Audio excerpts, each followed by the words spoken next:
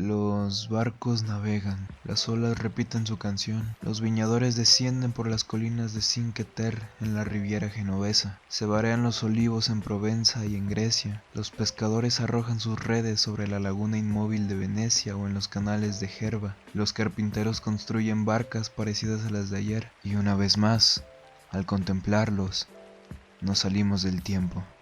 Nos dice Fernand Braudel en las primeras páginas del Mediterráneo, el espacio y la historia.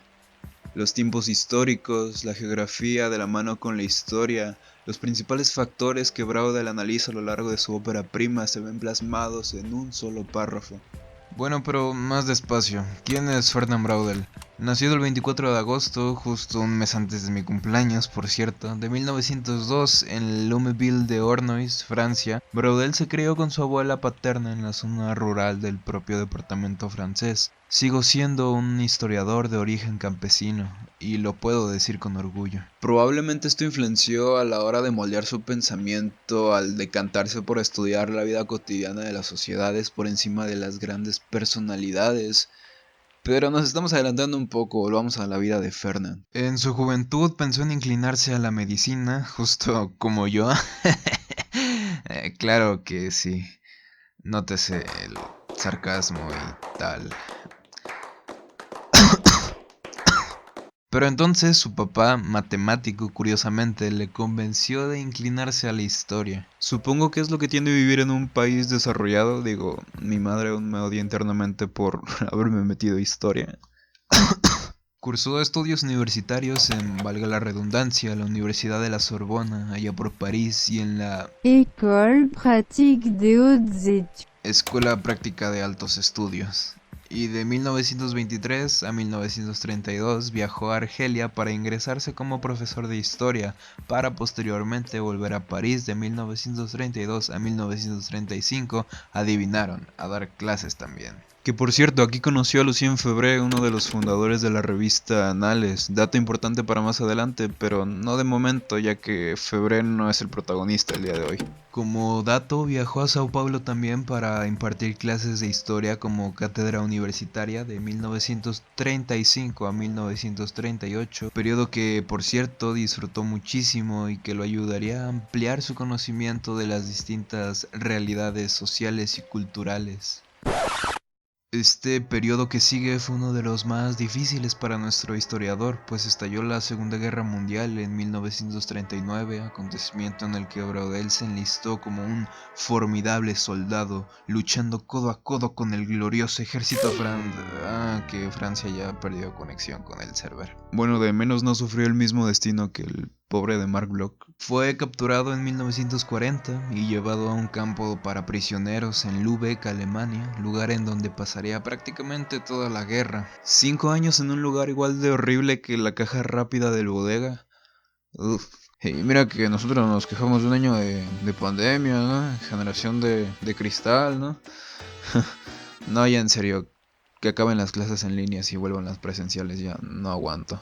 Lo más interesante de la vida de Fernand, a mi consideración, es la manera en que terminó de redactar su obra magna y tesis, El Mediterráneo y el mundo mediterráneo en la época de Felipe II. Este maestro literalmente terminó su trabajo de la vida memorizando información que ya tenía de antes de su cautiverio y complementándola con la información que fue recabando de manera empírica a lo largo de su cautiverio. De manera seria, quiero hacer hincapié en que de verdad esta parte de su vida me parece muy inspiradora porque literalmente ya no tengo pretextos para no hacer nada. Si este señor terminó su tesis en 5 años mientras era prisionero de los nazis, pues yo qué pretexto puedo tener, ¿sabes? Ahora guardemos este punto y aparte en la vida del señor Braudel para pasar a su pensamiento historiográfico plasmado en su primogénita.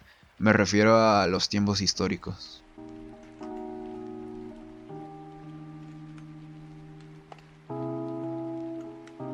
Es bien sabido que el ser humano no puede explicarse del todo si antes no analiza a profundidad el entorno que lo rodea.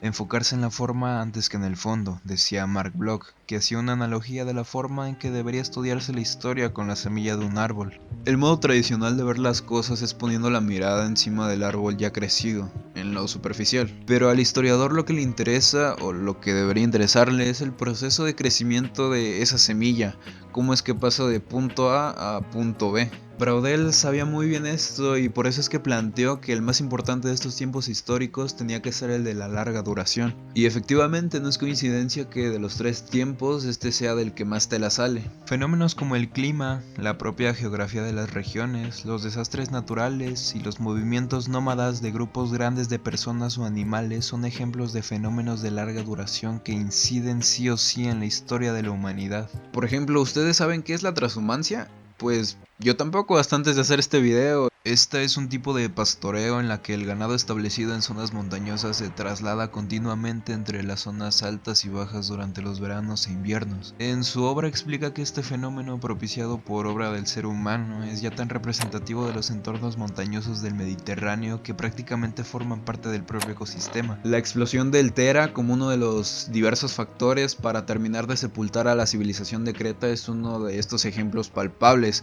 pues tenemos a un desastre natural que influye directamente en el curso de la historia de una civilización.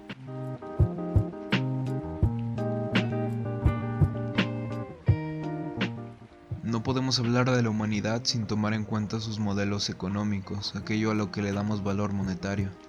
Desde el trueque hasta el intercambio de metales preciosos por bienes, metales a los que social y económicamente les dimos un valor, ya sea por la dificultad de encontrar estos materiales o por un complejo entramado económico que al final de cuentas se mueve gracias a la percepción humana. Porque en sí mismo un lingote de oro, por ejemplo, no tiene más valor que el que nosotros como sociedad le damos. Y no es por ponerme chavista y decir que el oro es malo. Te enviamos un saludo especial.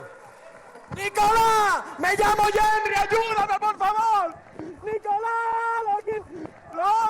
Solo que seamos realistas, en el complejo sistema de la vida es más importante, por ejemplo, no sé, el agua, el fósforo, el nitrógeno, el carbono, que el oro en sí mismo.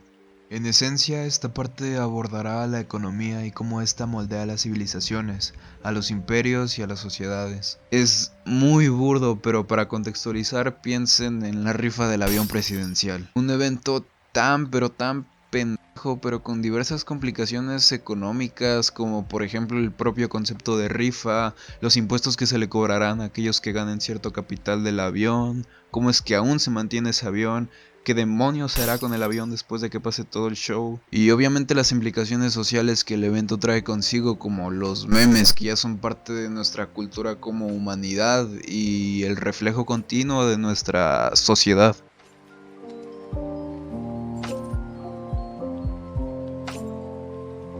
Simplemente la parte más superflua de la historia. No menos importante ni mucho menos, pero sí una manera más tradicional de ver a la disciplina, cosa de la que Braudel quería alejarse completamente. Fact positivistas, por cierto. Aquí englobamos a los grandes actos políticos, a las figuras importantes que mueven el viento de la historia y moldan a las sociedades.